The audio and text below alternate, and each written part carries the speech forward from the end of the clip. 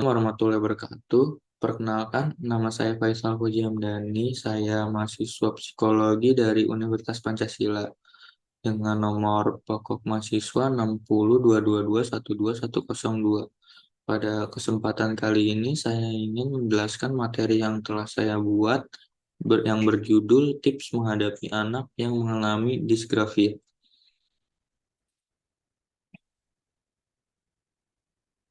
Topik yang akan kita bahas pada materi ini yaitu yang pertama adalah latar belakang, definisi, contoh kasus, cara penanganan, dan strategi penanganannya.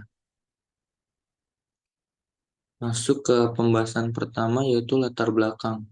Jadi disgrafia ini adalah kelainan neurologis yang mengganggu proses menulis orang anak. Hal ini dapat terlihat dari rasa canggung menggunakan pensil, buruknya ejaan, atau buruknya tulisan. Ini tuh sangat mengganggu kemampuan anak untuk membaca atau memahami dan meskipun anak ini tuh memiliki kecerdasan yang sangat memadai. Ini menurut Berninger. Disgrafia juga biasanya terjadi pada anak-anak, tapi dalam kasus tertentu ini juga bisa terjadi pada dewasa. Penyebab pastinya masih belum diketahui, tapi faktor yang berkontribusi dalam kasus ini tuh ada faktor genetik, perkembangan motorik yang terhambat, atau gangguan perkembangan lainnya. Yang lalu kita masuk ke pembahasan definisi.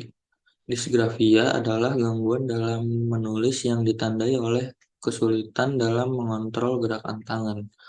Hal ini menyebabkan tulisan si penderita menjadi tidak teratur, terputus-putus, sehingga sulit terbaca. Gangguan ini juga dapat mempengaruhi kemampuan seorang untuk mengekspresikan diri secara tertulis dan sangat mempengaruhi kinerja akademiknya. Lalu masuk ke contoh kasus. Jadi ini contoh kasus dalam kehidupan saya sendiri. Dahulu waktu saya masih duduk di bangku sekolah dasar, saya memiliki teman yang bernama Randy. Jadi teman saya sewaktu sekolah dasar ini, dia mengalami masalah disgrafia ini atau kesulitan dalam menulis. Apa dia jadi dia kalau nulis tuh tulisannya nggak teratur, huruf-hurufnya itu sering putus-putus, acak-acakan. Jadi susah dibaca sama orang. Terus kita masuk pembahasan berikutnya, analisis masalah.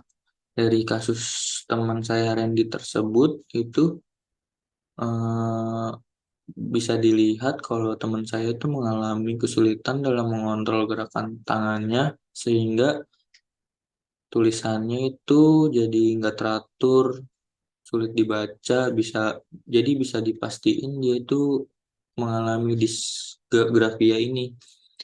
Hmm.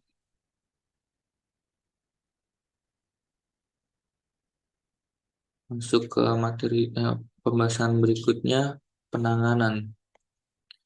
Selanjutnya ini penanganan. Jadi jika ada murid yang memiliki kesulitan belajar seperti Randy teman saya tadi, kira-kira gimana cara menanganinya? Jadi berikut ini adalah beberapa tips untuk penanganannya jika ada murid yang memiliki kesulitan belajar seperti kasus teman saya tadi. Saya akan memberikan tipsnya dengan pendekatan teori belajar perspektif kognitif. Yang pertama ini ada pendidikan dan pembelajaran yang difabel.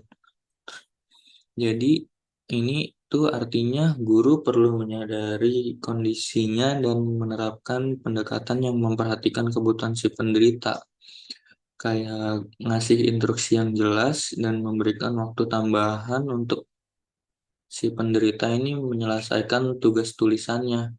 Karena pastinya penderita disgrafia ini butuh lebih banyak waktu untuk menyelesaikan tugas tulisannya.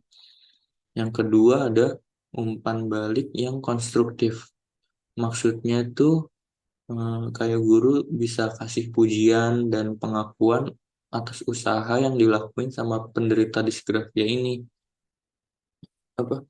Ini tuh berguna banget buat si penderita biar lebih termotivasi lagi buat meningkatkan kemampuan menulisnya. Terus selanjutnya ada umpan balik spesifik. Nah, umpan balik yang spesifik ini bisa diberikan untuk membantu si penderita lebih memahami kelemahan dan bisa memperbaikinya. Kayak misalnya guru tuh bisa ngasih tahu kalau si penderita tuh kurangnya di mana, tulisannya tuh kurangnya di mana gitu.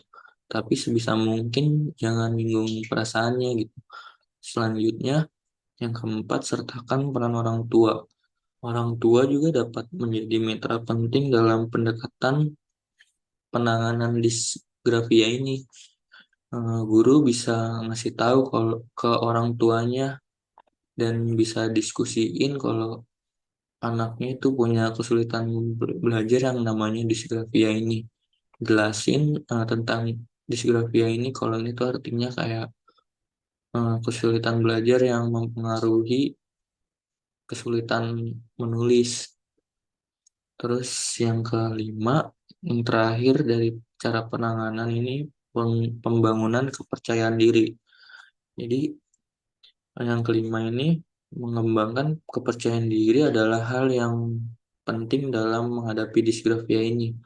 Guru dan orang tua dapat memberikan dukungan emosional kepada si penderita ini. Masuk ke pembahasan berikutnya, jadi, ada strategi self-regulation, learning, dan motivasi belajar untuk membantu menangani disgrafia. Nah, untuk membantu menangani masalah disgrafia ini, ada strategi yang namanya strategi self-regulation learning dan motivasi belajar ini.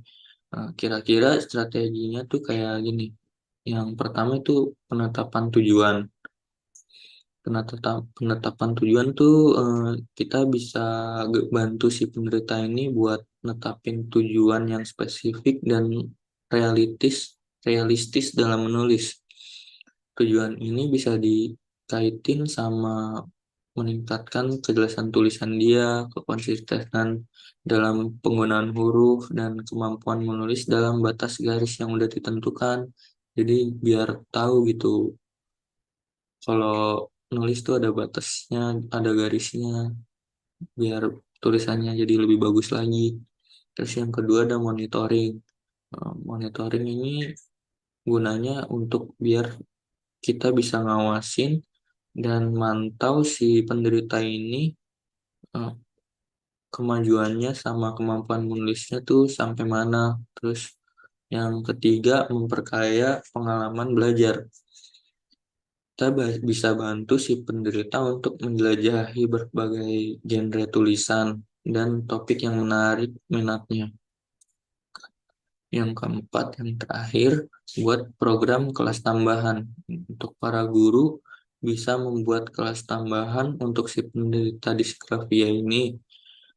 Ini eh, biar lebih ngebantu untuk lebih mudah memonitoring si penderita ini. Jadi lebih tahu gitu kemajuannya udah sampai mana. Masuk ke pembahasan yang terakhir, kesimpulan. Jadi yang pertama, salah satu kesulitan belajar yaitu si apa yaitu kesulitan menulis ini atau disgrafia. Jadi gangguan atau kesulitan dalam proses penulisan atau ejaan yang melibatkan aspek fisik dalam mengungkapkan hasil pemikiran meskipun memiliki kecerdasan yang memadai. Terus yang kedua, agar dapat membantu siswa dengan kesulitan belajar menulis secara tepat, maka diagnosa gejala serta faktor penyebab perlu dilakukan. Terus yang ketiga, dengan penanganan yang tepat, siswa yang menderita disgrafia ini bisa akan lebih mampu mengatasi kesulitan belajarnya dan pada akhirnya mereka mampu memperoleh prestasi belajar seperti anak-anak pada umumnya. Ini ada referensi dari materi saya. Sekian penjelasan materi tentang cara menghadapi anak dengan gangguan disgrafia dari saya. Kurang lebihnya mohon maaf. Assalamualaikum warahmatullahi wabarakatuh.